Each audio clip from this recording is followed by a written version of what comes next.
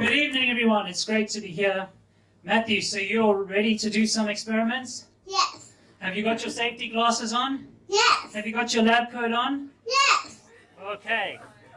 So what did I bring here in my esky? Dry ice. Some dry ice. And what do you know about dry ice? It's a solid liquid straight into a gas. And what else do you know about its temperature? Is it hot? It's the cold to Very, burn. very, very, very cold. It Well, let's- even gives you a cold to burn. Yeah, so you can't touch it without gloves on, otherwise it'll give you a cold burn. Yes, over our cheeses. Yeah, you can use your tweezers too. What happens if we put some in this water? Let's see. Smoke candles. So what's the smoke, Matthew? It's the gas. It's a gas. And what type of gas is it? Begins with a K. Carbon. Dioxide. Carbon dioxide, yes. So dry ice is solid carbon dioxide and it changes straight into a gas. So it's sublimed. Whoa, we've got some good people here. Yes. Okay, now we're going to do an experiment where we look at pH and how carbon dioxide affects the pH of a solution. So you know all about litmus paper, pH paper, don't you? Yes. So we normally do these experiments in our kitchen and film them on YouTube. But Matthew, I want you to check the pH of this solution that we've got there. I'll come and help you hold it so we don't spill it. You hold the pH I paper. want to come over. Okay. So put your pH paper in there. Did you give it a good dip? What's the pH? Line it up with the colors. It looks like it's about 9 to me. So we put a little bit of sodium hydroxide in the water, not very much, so we're safe. And we put a little bit of sodium hydroxide in, so we made it not neutral like water, but a little bit basic. Yes. So now I'm going to pour the liquid into this next jar, and we're going to watch what happens.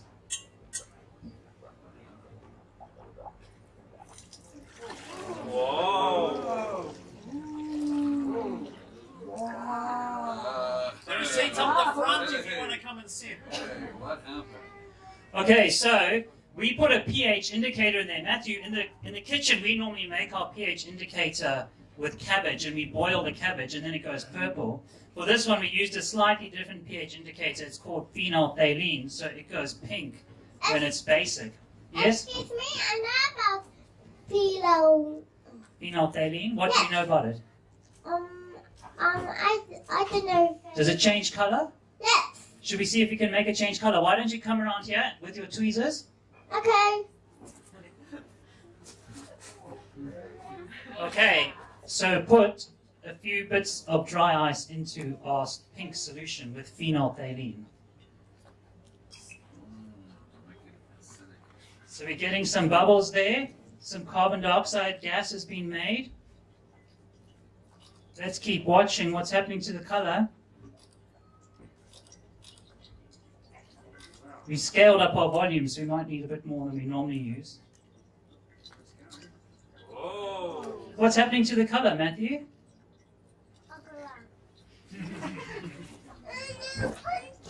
It's turning back to colorless. It's gone back to colorless, yeah. And now let's measure the pH with our pH paper. Okay. pH paper. 1 minute.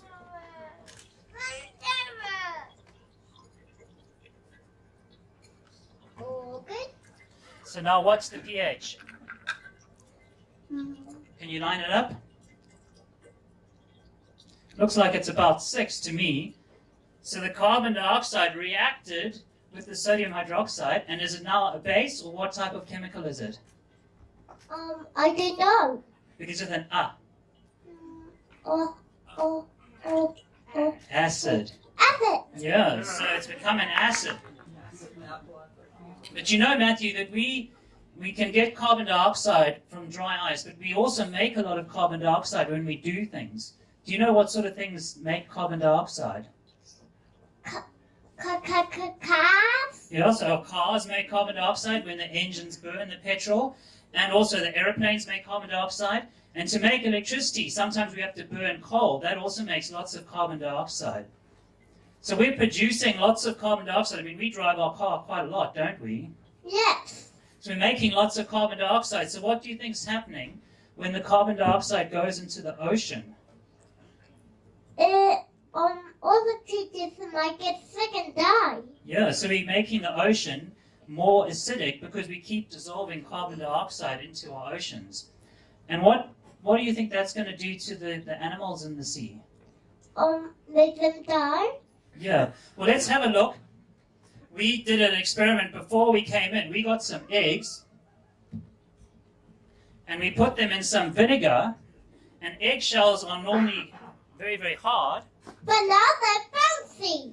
Okay, can you show us how they bounce? And they're also Okay, careful, because they do break, but you can bounce them a little bit more than that. So they get all soft, and they're bouncy.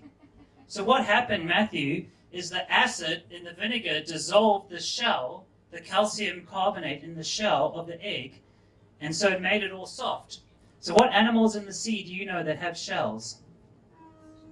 coal, crabs, Crabs, barnacles, barnacles, yeah, and clams. clams, yep. So all those animals that have their shell, they need to have the calcium to make their shell hard. And as we make the ocean more and more acidic, their shells are going to get softer and softer, and that's going to be a big problem. Yes.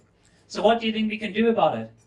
And stop using everything that makes carbon dioxide. Yeah. Like, get the best instead of using our cars or riding our bike or don't go on holidays very much. Okay. Or we can switch off the lights if we don't need them too, hey? Yes. All right. Well, there you have it, folks. You know what to do to stop the acidification of the ocean. Thanks very much.